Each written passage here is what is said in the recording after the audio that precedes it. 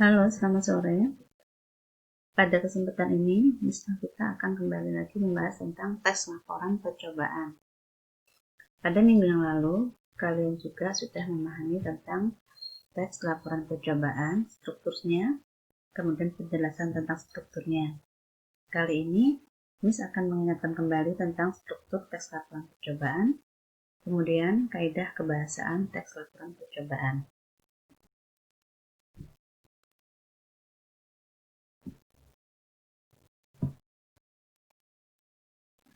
Struktur teks laporan percobaan dalam bentuk yang sederhana, yaitu ada tujuan percobaan, alat dan bahan, prosedur atau langkah-langkah, dan hasil percobaan. Ini secara sederhana. Kemudian, struktur teks laporan percobaan secara kompleks. Kalau kompleks itu maksudnya itu secara lengkap. Ya. Nah, ini tujuannya, alat, prosedur, hasil sama.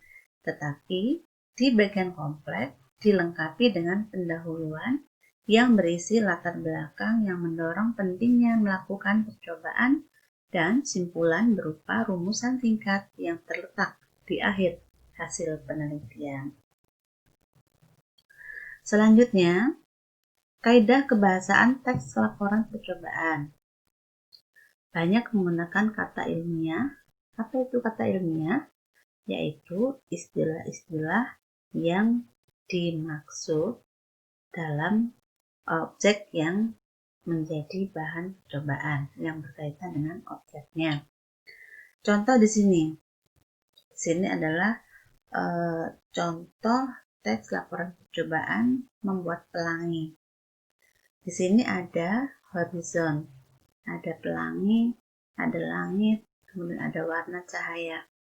Itu adalah contoh istilah-istilah ilmiah yang berkaitan dengan objek yang akan dilakukan untuk percobaan. Selanjutnya, banyak menggunakan kata kerja tindakan yang menyatakan langkah-langkah. Banyak menggunakan kata kerja tindakan yang menyatakan langkah-langkah. Siapkan, rendamlah, masukkan, kemudian masukkan kacang, dokumentasikan. Ini yang berwarna merah adalah contoh kata kerja tindakan.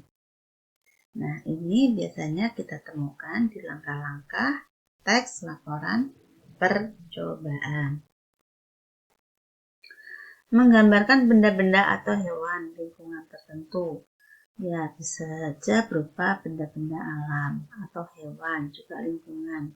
Di sini hewan misalkan mengamati organ tubuh atau organ dalam hewan kelinci misalkan. Kemudian benda-benda atau lingkungan di sekitarnya. Menggunakan kata-kata pendefinisian yang ditandai dengan penggunaan merupakan yakni, yaitu, adalah, ialah, atau disebut dengan kopula. Perhatikan ini. Nah, yang diberi warna merah adalah contoh dari kata-kata pendefinisian atau contoh dari kopula. Ya, ulangi. Jenisnya apa saja? Kata-kata pendefinisian merupakan yakni, yaitu, adalah, ialah. Contoh-contoh itu disebut dengan kopula. Lanjut. Menggunakan konjungsi penyebaban atau konjungsi kausalitas. Nah, mana konjungsi penyebaban? Ini contohnya. Proses ini hanya akan terjadi jika ada cahaya dan melalui perantara pigmen hijau daun, yaitu klorofil yang terdapat dalam kloroplast. Kemudian, di contoh yang kedua, maka, jika, oleh karena itu, sebab, oleh sebab itu, adalah contoh konjungsi kausalitas. Menggunakan kata-kata bermakna perincian ditemukan di langkah-langkahnya. Pertama, yang kita lakukan adalah kedua, ketiga, dan seterusnya. Menggunakan bahasa formal dalam arti di sini menggunakan bahasa resmi, menggunakan bahasa yang sesuai dengan ejaan yang disempurnakan. Menggunakan gambar, boleh berupa grafis, tabel, grafik, bahkan diagram dan sejenisnya untuk membuat hasil dari laporan percobaan yang telah kalian lakukan. Nah, anak-anak, materi hari ini yaitu tentang perbahasaan dari teks laporan percobaan. Jadi, jika di antara kalian masih ada yang kurang paham, kalian boleh tanyakan langsung secara pribadi bersama Miss Lavita.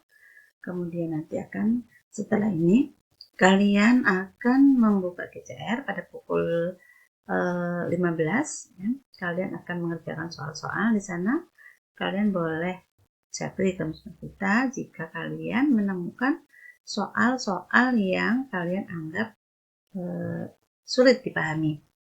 Karena di dalam penerapan soal-soal itu banyak sekali pemahaman yang harus kita gunakan. Kita harus memahami betul isi dari bacaan tersebut. Ya. Kemudian dikerjakan dengan rapi. Jangan lupa ditulis nama lengkap dan kelas di lembar depan jawabanmu. Oke, baik, terima kasih anak-anak. Kalian telah menyimak dengan baik. Mudah-mudahan apa yang saya sampaikan ini bermanfaat buat kalian. Kalian tetap semangat mengikuti materi-materi selanjutnya dan tetap jaga kesehatan.